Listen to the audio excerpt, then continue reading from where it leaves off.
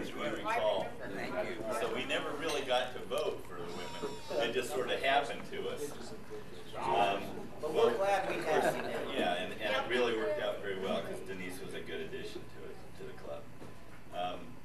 As president, of course, I'm in the insurance business, so I tried to. Greg took me aside almost immediately. He says, "Now, you know, the club has a treasury that's in big trouble, so you have to come up with $50 worth of fines every week." That was his statement to me. I'm thinking, $50 worth of fines? I'll never get $50 out of this group. So I came up with this idea of having, well, okay, I'll instead of fining, I'll collect $1 or $2 from everybody by selling them an insurance policy when they walk through the door. They'll be fine free. I don't know if you remember that, but so I tried to start coming up, and at first one was the Worthless Insurance Company. I printed up little certificates that said the Worthless Insurance Company. I forgot the Fly By Night Insurance Company and the Blue Moon Insurance Company. About the time I got to the 6th one, I couldn't think of any more, and it kind of died out because everybody was wise to it. But there for the first few weeks, I got enough of the members that came in that I almost got the $50. So that worked out pretty well. And then we actually, my year was the year that Greg was governor. And of course, he had the otter, right?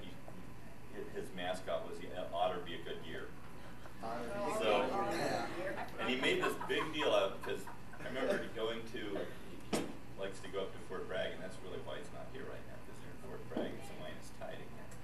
Anytime he can get in the water and get abalone without having to get wet, it's a good day for Greg. Get wet. But I have to tell you, you know, 20 years ago, I went up to Fort Bragg with him, and I really didn't want to get abalone. I just like diving. So, and they didn't have stairs then, so I took my tanks down on the rope, down this cliff. And of course, I didn't really care because I wanted to go diving, and Greg wanted me to get abalone. So I'm down there, and I realized, looking back on it, he's worried because, of course, the wardens are sitting up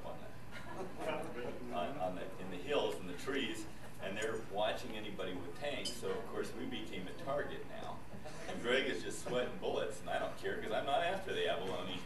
So he wasn't real happy with me. He didn't invite me back for a few years after that. But let's see, what was I going to say? Oh, Greg loves to go to the abalone, so we should encourage that because he'll turn around and bring back abalone for our abalone feeds. And abalone now, there's only one place that collects it commercially. You can only have, I think it's 2 in possession now. It used to be 3. And so abalone's just gone through the roof, price-wise. It's $28, $30 a pound. No. I double that. Double? Is it double that? So, I mean, so, you know, we should have